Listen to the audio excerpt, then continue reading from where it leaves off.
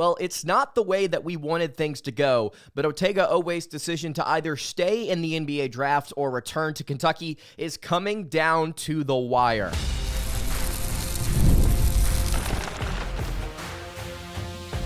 You are Locked On Kentucky, your daily podcast on the Kentucky Wildcats, part of the Locked On Podcast Network, your team every day. All right, what's going on, Big Blue Nation? Welcome on into Locked On Kentucky, your daily Kentucky Wildcats podcast. I'm your host, Lance Daw, and on today's episode of Locked On Kentucky, we're going to discuss the latest news surrounding Otega Oweh. He's got about a day now to decide whether or not he's coming back for one more year in Lexington to play with Mark Pope's Cats, or if he's going to stay in the NBA draft for good. Going to break down a very fascinating interview between 24/7 Sports and Mark Pope that might give us the answer that we need here on Otega. Also on today's episode, got a listener question about Jasper Johnson. Should he start? I'm going to make the case for it and against it.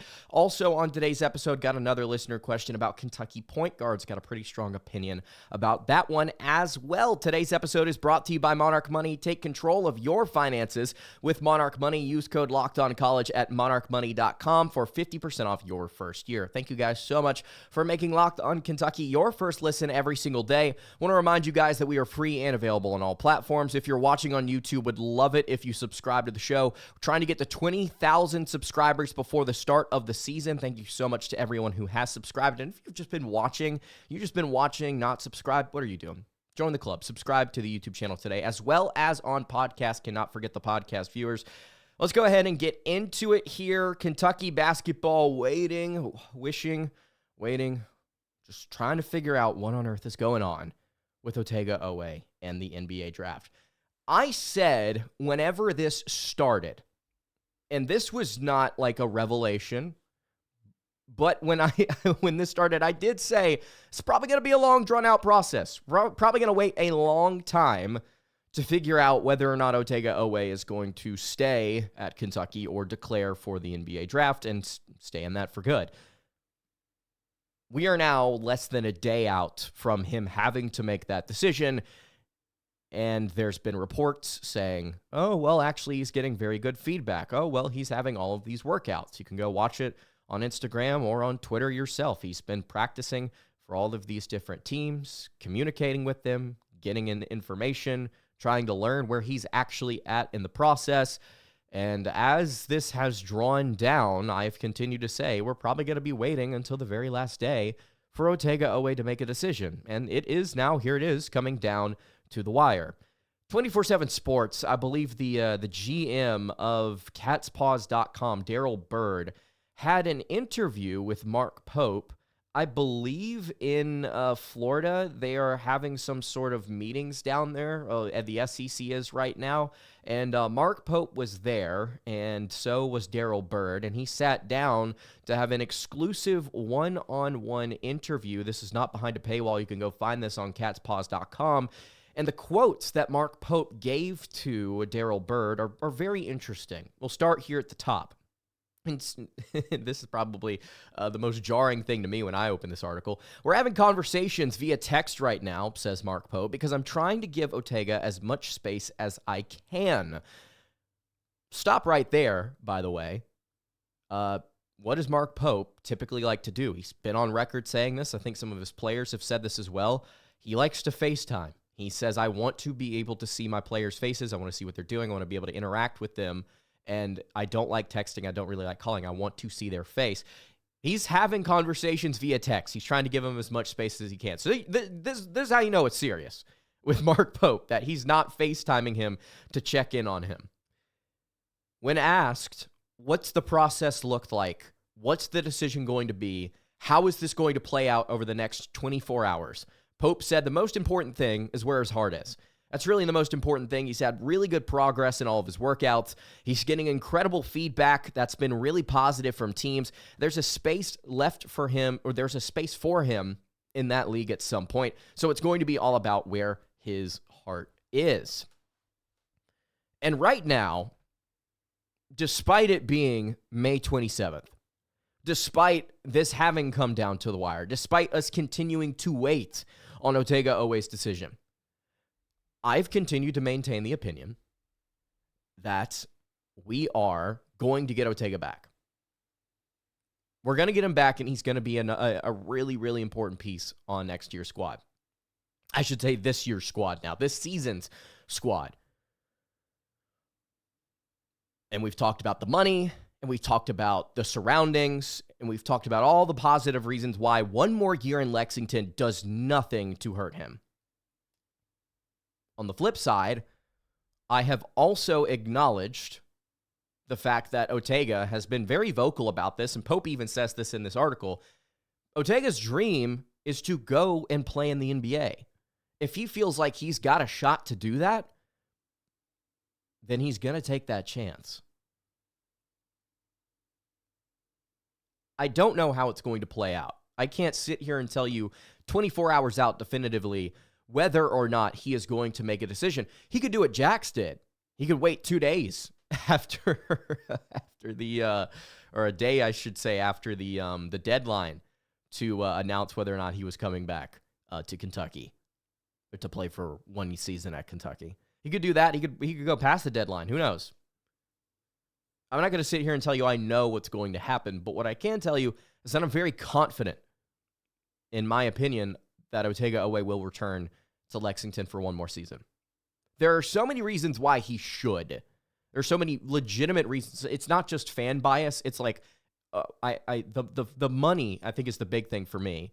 But also like understanding that one more year with Pope to develop is only going to help you.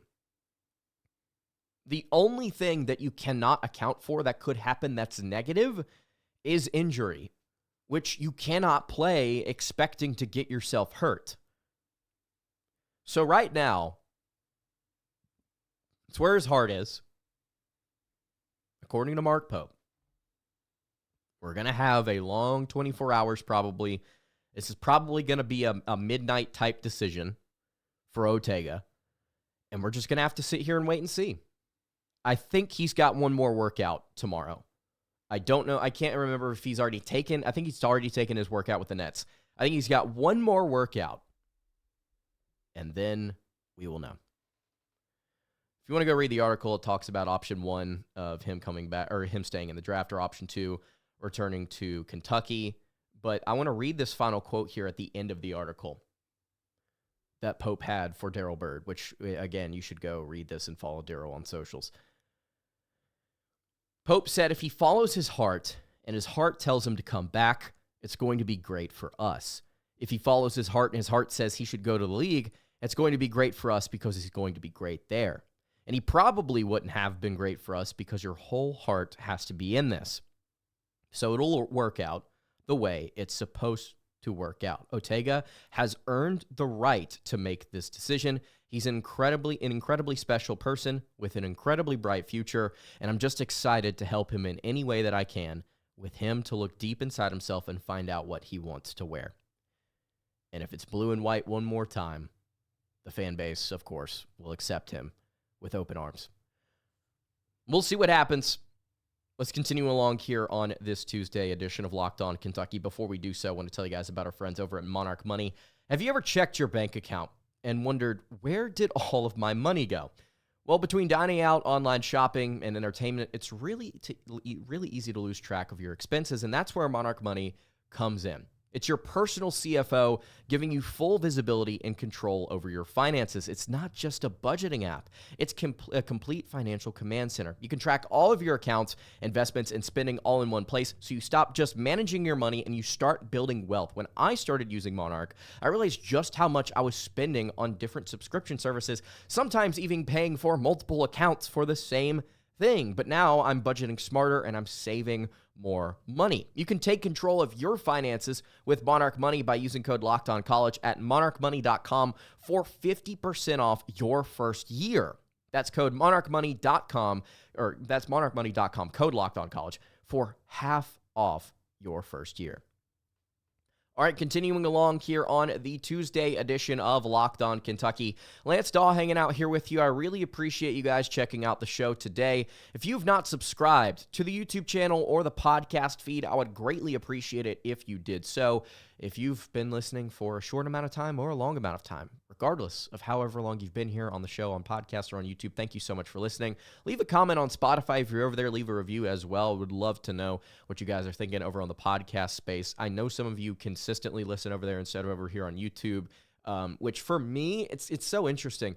I think about this a lot whenever I hear some of you guys talk about like, oh, I have to like see you. I have to like look at your face and like see how you're like see your animation to go along with like what you're having to say. And a lot of you are just like, because of like convenience or because of work or whatever, it's like driving, etc. It's like I have to be on podcast. For me, it really just does depend on the content. There are some people where it's like, okay, the video podcast, I have to watch the video because I want to see them interact with each other. It's like usually like 3 or 4 hosts. I want to see how they interact with each other. For some people, maybe like a Josh Pate type, maybe like another Locked On show, Locked On College Basketball. It's like I want to take it in and from the audio perspective. And sometimes, honestly, like Split Zone Duo is a great example of this. Like I would rather listen to your audio than your YouTube, mostly because your voices are like animated enough, and then also at the same time, like sometimes I find myself like habitually, if that's even a word, like listening to the same things while I do specific acts. So if like I'm driving, I'm like, I know I want to put this show on. If I'm doing work, I want to be able to put on my second monitor a video podcast and kind of look back and forth between what I'm doing. So it's like, it's a very interesting dynamic. I'm sorry, I'm going on a tangent. This is just something I've been thinking about for a long time because a lot of you guys have kind of expressed opinions on this. But for those of you on podcast, long story short, for those of you that are on podcast, I appreciate you. Shout out you guys. Okay. We've got 2 questioners from listeners, which I will say, if you want to go check out our Google form, which I just tweeted out again right before the show, you can go check this out on our YouTube channel. You can go look at the post tab. It's the most recent one. Click that Google form link. Drop a question for the show there. I will read it here. We'll get to all of them. I'm gonna get to all of them. We've already gotten through like 7 or 8, I want to say. You can also at Locked On UK on Twitter if you're listening on podcast. Go over there, find the link there. But we got 2 questions here. The first one about Jasper Johnson. We talked about Jasper recently on the show, but Gojason here has a take about Jasper and whether or not he should start. Here's what he says. Hot take. Jasper Johnson is one of the 5 best players on this roster and should start. Dynamic shot creator, good shooter off the catch and bounce, playmaking instincts, vertical athlete, length for his position, defensive upside, don't sleep. I agree about his abilities. I agree about his talent, his length, his athleticism. That I don't dispute. Jasper being one of the 5 best players on this roster is a take that I can get behind, but also at the same time, saying that he should start is very interesting when you consider what Kentucky's rotation is going to look like. So I'm just going to run through here real quick what Kentucky has on roster right now. You've got Jalen Lowe. If Otega comes back, he will be here. Denzel Aberdeen, Jasper, Diabate, Colin Chandler, Braden Hawthorne, Trent Noah, Cam Williams, Andrea Yelovich, Jaden Quaintance, Brandon Garrison, Malachi Marino, Reese Potter. Now walk with me here. Before we get to why he should and shouldn't start, let's talk about the 5 best players thing. I think that Jaden Quaintance is definitely one of the 5 best players on this roster. I think that Otega Oweh will be one of the 5 best players on this roster. That's 2. I think that Denzel Aberdeen will be one of the 5 best players on this roster. That's 3. I think that Jalen Lowe will be one of the 5 best players on this roster. That's 4. And then once you get past Jalen Lowe,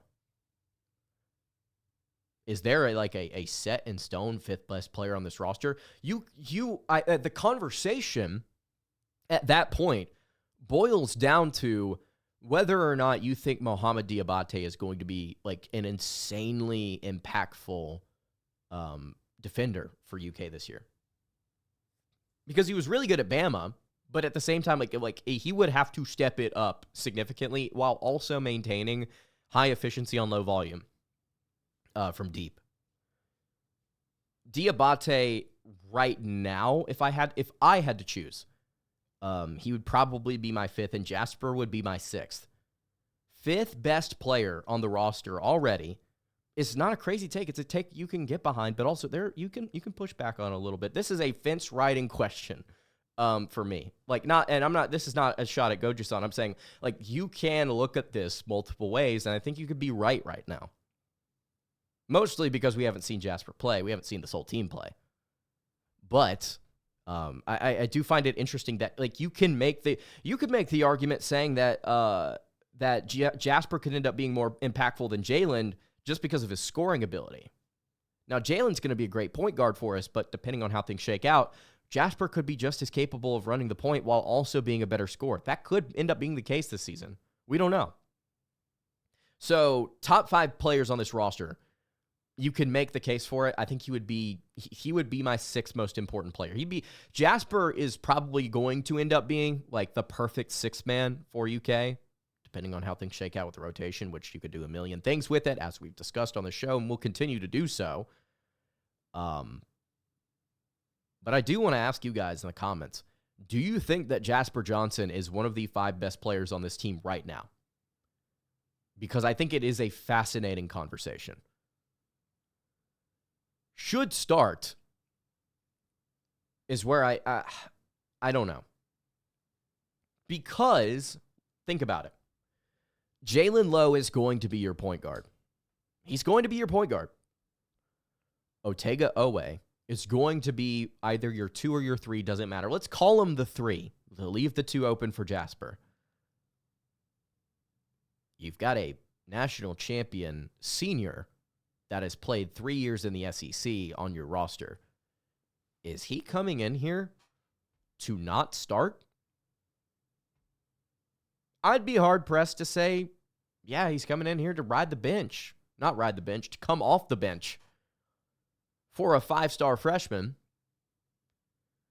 I'd be interested to see what that pitch was like, by the way. How did that go down? How did that recruitment go down? Because it moved fast, apparently. Like, they talked like until early in the morning, and then Monday morning, boom, hey, look, here's a Florida Gator for you, Kentucky.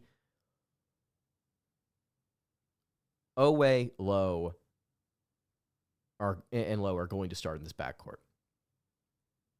I think. Because of what Denzel is, it is hard to, it's hard for me to get behind, okay, 5-star freshman just overtakes seniority and the experience. Because it's not like Denzel is coming in as like a 4th-year guy from, I don't know, from UTSA, and he was averaging like 12 and 3 on shooting last year. He was averaging 7.7 on shooting for a national championship team, and he turned it up in the postseason. He wasn't just another role player. He was a significant contributor.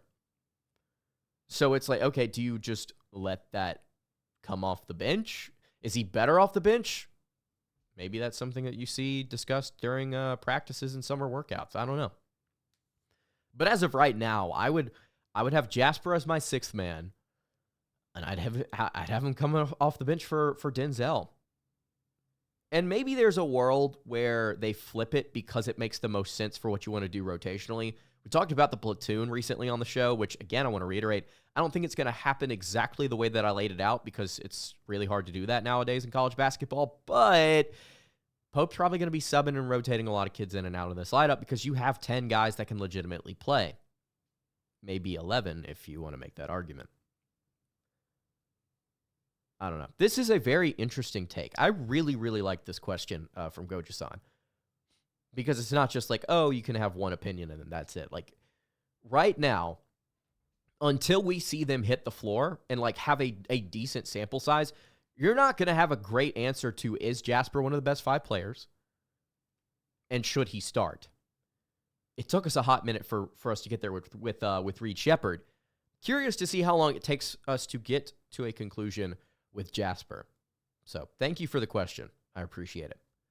We've got one more question here from Caleb Saylor. And this one I have an easy answer for. He says, who was your favorite Cal-era point guard? You've got players like Tyler Eulis. You've got the Harrison twins. I know only one of them ran point, but technically you could still rock them both. You've got guys like John Wall, Cason Wallace, Isaiah Briscoe. I don't know. You've got all these different players that you could pick and choose from. Shepherd, you could put on this list as well. Man, I talked about this backcourt recently on the show, and I'm just pulling it back up on Kim Pomp just because I like looking at it, man. I know that I make a lot on this show about efficiency and outside shot making. But De'Aaron Fox was a dog, dude. That kid was a blur. He is my objective answer to this. I think De'Aaron Fox is the most fun Kentucky point guard of the Cal era. I know you can make a very good argument for John Wall, Harrison. Tyler Eulis is a fan favorite, as he should be. For my money, I'm rocking with Fox, dude. I love Fox. I really, really like it's one of my favorite highlight reels to go back and watch.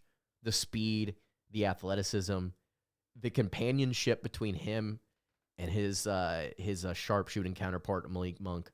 I mean, both these guys were just so fun to watch as freshmen, but man, Fox was, I just really, really I like fast point guards. I like guys that could just get past you, man. It's the same thing for Wall, right? Like, he's just they're just so crafty, dude. Fox, I think more so, maybe a little bit. Dude, he was just such a blast. I loved him.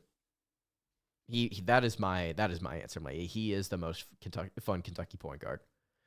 If Dillingham played the point more, Dillingham would probably be my answer as far as fun point guards. That kid, dude, we are going to look back in a few years and just realize just how awesome Rob Dillingham was. That kid was making shots nobody had any business hitting.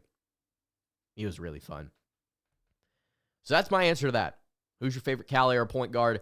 Give me De'Aaron Fox. I want Iguodala. No. All right. That's going to do it for tonight's episode of Locked On Kentucky. You guys can follow the show on Twitter at Locked On UK. Follow me on Twitter at Lansdahl_, and follow the show over on Instagram. That's at Kentucky Podcast. Any questions, comments, concerns? You can leave those in the YouTube comments below. I'll see you all tomorrow for another episode of Locked On Kentucky. Hope you guys have a great rest of your day. And of course, God bless.